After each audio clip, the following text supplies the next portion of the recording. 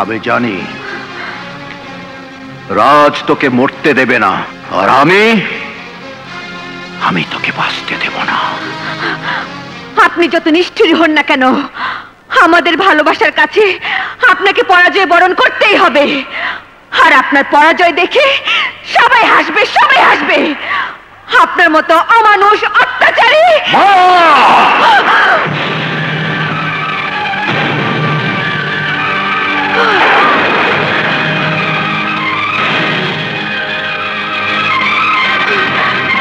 থামলেন কেন? মারুন, আমাকে মেরে ফেলুন। আমার মতো মেয়ের জন্য আপনার তো কোনো দরদ থাকার কথা নয়, কারণ আপনার তো কোনো মেয়ে নেই। দুলাল, ওকে এক্ষুনি এখান থেকে নিয়ে যাও। যতক্ষণ পর্যন্ত সে রাজকে ভুলে না যাবে ততক্ষণ পর্যন্ত ওকে চাবুক মারবে, এক ফোঁটা পানি পর্যন্ত দেবে না। আপনার পানি আমি চাই না, চাই না আপনার পানি। সেদিন আপনাকে পানি পান করিয়ে আপনাকে নতুন জীবন দিয়েছিলাম, এই জন্য পানি না দিয়ে আপনি আজ আমার জীবন নিতে চাইছেন। নিন, নিন আমার জীবন।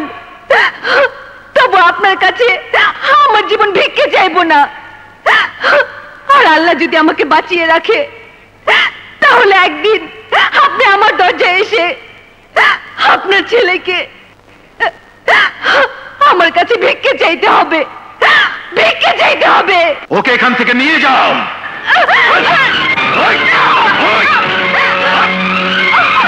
ভাইজান, ওকে কিছুতে বাঁচিয়ে রাখা যাবে না, কারণ ও বেঁচে থাকলে একদিন না একদিন রাজের সাথে বিয়ে হবে, আর বিয়ে হলে বাঘা প্রতাপ শাহর রক্ত আর কচুয়ানের রক্ত এক হয়ে এক অসভ্য সন্তানের জন্ম হবে।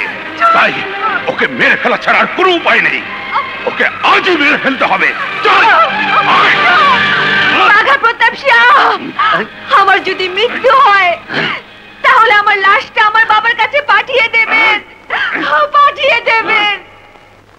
মায়াকে বাঘা প্রতাপ শাহ ধরে নিয়ে গেছে, তাকে মেরে ফেলবে? ইয়েস। না, এ হতে পারে না, এ হতে পারে না। মায়া, মায়া, মায়া,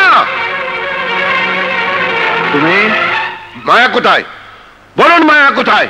আমার সাথে এভাবে উচ্চ কণ্ঠে কথা বলার অধিকার তোমাকে কে দিয়েছে? আপনি। আপনার আচরণ আজ আমাকে বাধ্য করেছে। যাবে, চিৎকার করে আজ আপনি আমার মুখ বন্ধ করতে পারবেন না। আপনি যদি ভেবে থাকেন রাজ আপনার বংশের প্রদীপ, আর ওই প্রদীপ আপনার বংশ বিস্তার করে আপনার এই প্রাসাদকে চিরদিন আলোকিত করে রাখবে, তাহলে তাহলে সে ভাবনা আপনার ভুল, মিথ্যে।